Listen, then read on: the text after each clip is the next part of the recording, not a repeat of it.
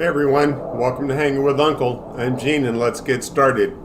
So last night there were a couple of elections that happened, one in Florida and one in Georgia. Now these are always considered to be deeply red states, and these elections were also held by Republicans until last night. So in Miami, the Democrat has finally won the mayor's race of the city of Miami for the first time in 28 years.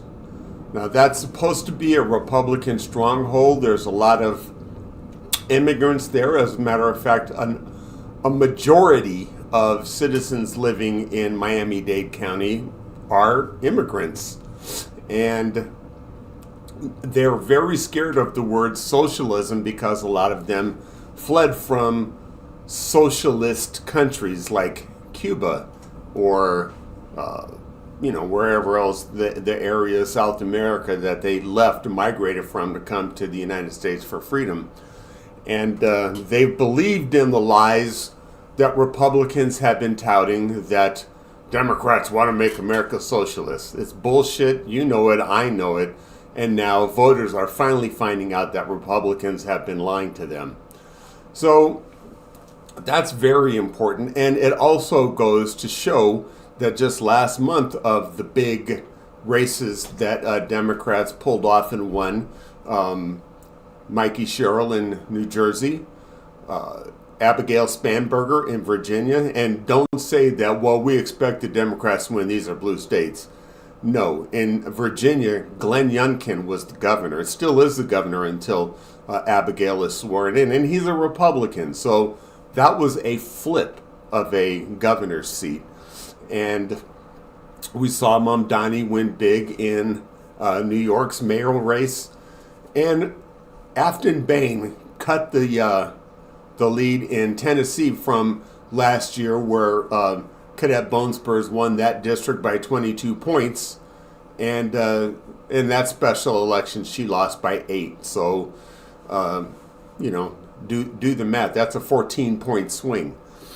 Now, also, there's another big one in Georgia that won. It's a House seat, which is very important. Your House seats are probably more important than your presidential elections, because in your House, your state House and state Senate, that's where your laws are made for your state.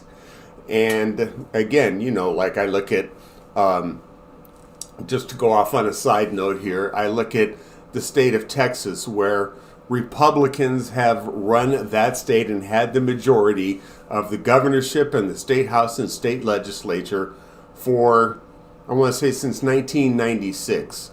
So you want to blame Democrats for what's wrong, but Republicans are the ones running it. I mean, wake up, that's not really the case here. So Greg Eisler, I think the guy's name is, let me just double check. Eric Gisler ran for the state seat in Georgia and beat the incumbent by enough. 4 points, I think it was. But the funny thing is, that same district in November in 2024, during the election, Gisler ran for state legislature in that district and lost by about 30 points. But last night in the special election, he ran again for that same district and won and flipped it. Now, why is all this happening? It's because Cadet Bone Spurs is widely unpopular. He's an idiot, and people are finally catching on. All right, let's talk about one of the reasons. There's a whole laundry list of reasons, but I'm just going to name a few so you can wake up and smell the coffee and understand where you're being lied to by this dickhead. The war in Ukraine is going to be over in one day. All right, well, it's been almost a year, and it's still going on. And his plan is to just be Neville Chamberlain and appease and just go, okay, you can have it. No, that's no plan. People are sick of it. They don't want that for Ukraine. That's one reason. How about affordability? That's one of the big reasons. He's going to make price come down, right? But what happened? He put tariffs on things and made prices go up. It went the total opposite direction of what he promised.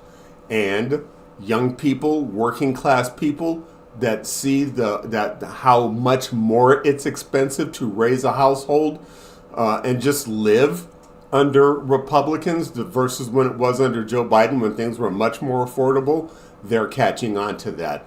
How about ripping away health care? Now again, technically, you're not losing your health insurance if the ACA subsidies run out. However, it becomes so much more unaffordable that you either go into bankruptcy trying to pay health insurance premiums, or you go without insurance. And people are seeing that. And as a matter of fact, they also see that this whole thing about, oh, I don't want government-run health insurance. Medicare for All would eliminate the problem of skyrocketing premiums. It would eliminate the problem of how much money is going into the pockets of the 1%. Because remember, who benefits from that argument?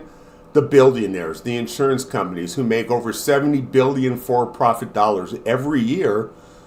And they say, well, health insurance is the answer. We just have to improve insurance. No, that's not it at all, because hundreds and hundreds of thousands of Americans file bankruptcy every year over medical bills, even though they have a health insurance card, because private health insurance companies love to deny your claims, deny your coverage. If a doctor wants to test for you, insurance companies deny it, and you go without the proper health care that you need. So Medicare for All would eliminate that. It would eliminate the problem of feeding the fat cats and pumping wasteful dollars into an insurance program that basically just makes it mandatory for you and I to give our money to private people, or you're breaking the law. I mean, how ridiculous does that sound? And it started back in the 80s with Reagan, when he made it mandatory for you to have car insurance. So again, it was Republicans that set the precedent for making it mandatory for you to give your money to a private insurance company. So those are just a couple of reasons where people see through the BS and the lies that Cadet Bone Spurs is saying. They're not buying it anymore, and they're voting as a result of it. And we can see now the shift, the way things are going. But Republicans are so digging in their heels and so dead set on making sure that the millionaire and billionaire class are the ones represented. They're losing elections and will lose power as a result of it.